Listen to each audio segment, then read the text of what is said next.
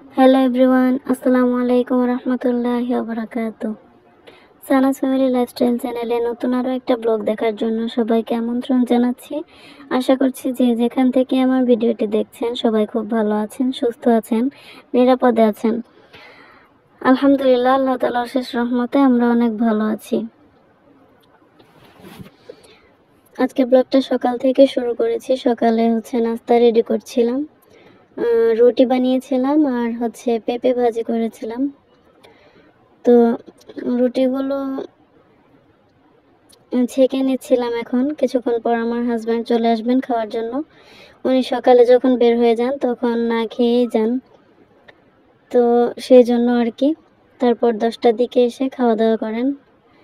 তো সকালে শুধু বাদাম আর কালিজিরা, মধু, তারপর কিশমিশ এসব আর কি খেয়ে যান।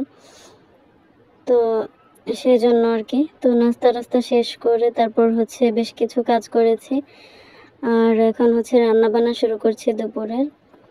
তো আজকে আপনাদের সাথে মজার মজার কিছু রেসিপি শেয়ার করব। তার মধ্যে একটা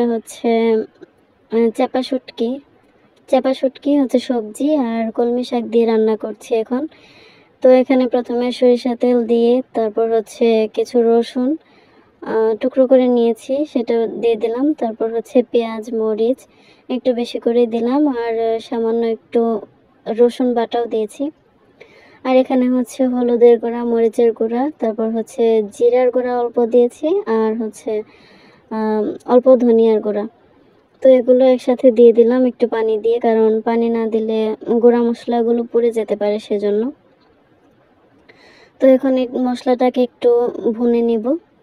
তারপর পরিমাণ মতো লবণ দিয়ে দিলাম। এখানে আলু, পেঁপে, তারপর বেগুন আর কলমি শাক দিয়ে রান্না করব। আর আমি চাপা শুটকিটা সুন্দর করে ধুয়ে পরিষ্কার করে রেখেছি। তো এই তো মশলাটা প্রায় কষানো হয়ে গেছে। এখন চাপা শুটকিগুলো দিয়ে দিব। এই তরকারিটা আমি কিছুদিন আগে রান্না করেছিলাম, তখন আলুর পরিবর্তে কাঁঠালের বিচি দিয়েছিলাম, আর এত মজা হয়েছিল খেতে। বিশেষ করে কলমি শাকটা দেওয়াতে অনেক মজা হয়েছিল। তো সেজন্য ভাবলাম যে এবার একটা রেসিপি শেয়ার করে দিই। আর এখন আমার কাঁঠালের বিচি শেষ হয়ে গিয়েছে, সেজন্য আর কি আলু দিয়ে রান্না করলাম। তো এই তো আমি প্রথমে আলু আর পেঁপেটা যেহেতু সিদ্ধ হতে একটু টাইম লাগবে, সেজন্য এগুলো আগে দিয়ে দিলাম। আর বেগুনটা একটু পরে দিব, বেগুন আর শাকটা পরে দিব।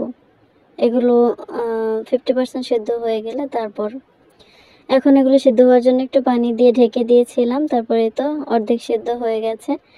তারপর এখন বেগুন আর শাকগুলো দিয়ে দিলাম। এখন শাক থেকে পানিও ছাড়বে, আর ওই পানিতেই সব কিছু খুব ভালোভাবে সিদ্ধ হয়ে যাবে, আর এখানে কিছুই দেওয়ার প্রয়োজন নেই।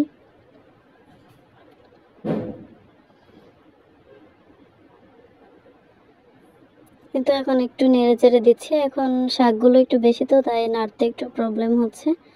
ঢেকে দিলে কিছুটা কমে আসবে, তখন আবার নাড়া যাবে।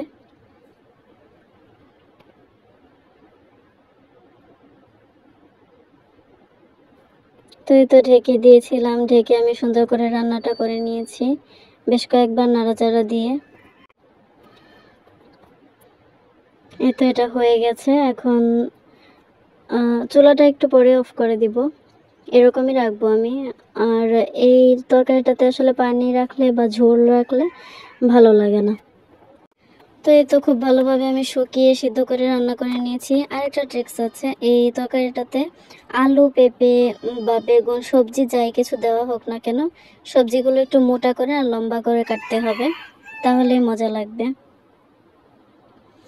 তো আমি এখানে পাঙ্গাস মাছের মাথা দিয়ে মুড়ি ঘন্ট করব।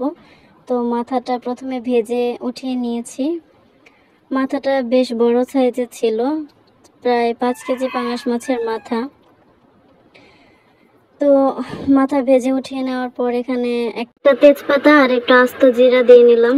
তারপর পেঁয়াজ দিয়ে ভেজে নিচ্ছি।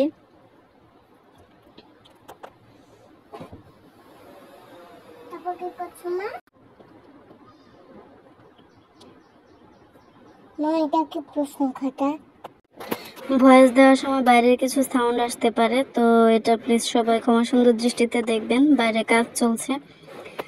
তো আজকে মুড়িঘণ্টটা আমি হচ্ছে আলু দিয়ে রান্না করব। আলু সিদ্ধ করে এখানে ভেঙে রেখেছি।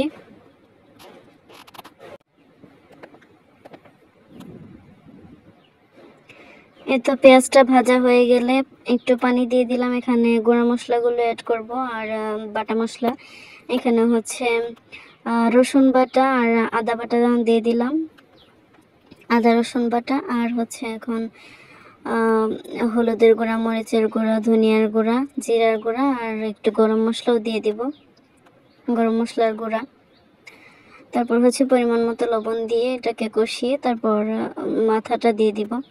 তো এই পর্যন্ত যারা আমার ভিডিওর সাথে আছেন, আশা করছি আপনাদের কাছে ভিডিওটা ভালো লাগবে শেষ পর্যন্ত দেখলে। তো স্কিপ না করে পুরোটাই দেখার অনুরোধ রইল।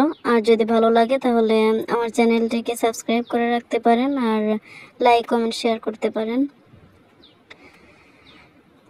তো এই তো ঢাকনা দিয়ে ঢেকে মশলাটা একটু কষিয়ে নেওয়ার পর হচ্ছে মাথাটা দিয়ে দিলাম। আর মাথাটা এখানে উল্টানোর জন্য খুব যুদ্ধ করতে হচ্ছে, একটু বড় সাইজের ছিল তো সেজন্য আর কি উল্টাতে একটু টাইম লাগছিল, উল্টা ছিল না। তো তারপরে তো মাথার সাথে যে একটা মাছের পিস থাকে, তো ওইটাও দিয়ে নিয়েছি।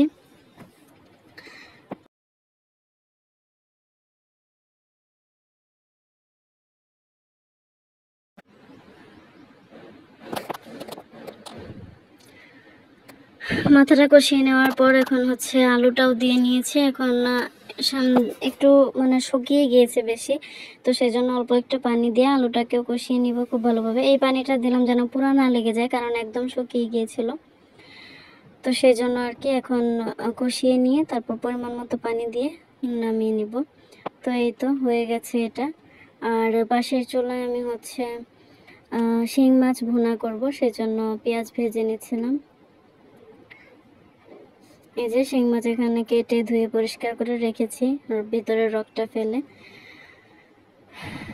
তো আজকে ভয়েসে কি বলেছি আল্লাহ ভালো জানে, কারণ বারবার আমার ছেলে আসছিল তো বিরক্ত করছিল, বারবার কেটে দিচ্ছিলাম।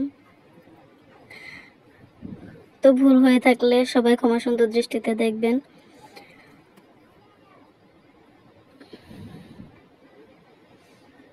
এই তো মাছের মুড়িঘণ্টটা অনেক লোভনীয় হয়েছিল, অনেক মজা হয়েছিল। তো এই যে এখানে হচ্ছে আমার শিং মাছটাও রান্না প্রায় হয়ে গেছে। এই তো এখন হয়েই গেছে, প্রায় না, অফ ক্যামেরায় রান্না করে নিয়েছি। তো আজকের ভিডিওটা এই পর্যন্তই। সবাই ভালো থাকবেন, সুস্থ থাকবেন, আমাদের জন্য দোয়া করবেন। আল্লাহ হাফেজ, আসসালামু আলাইকুম।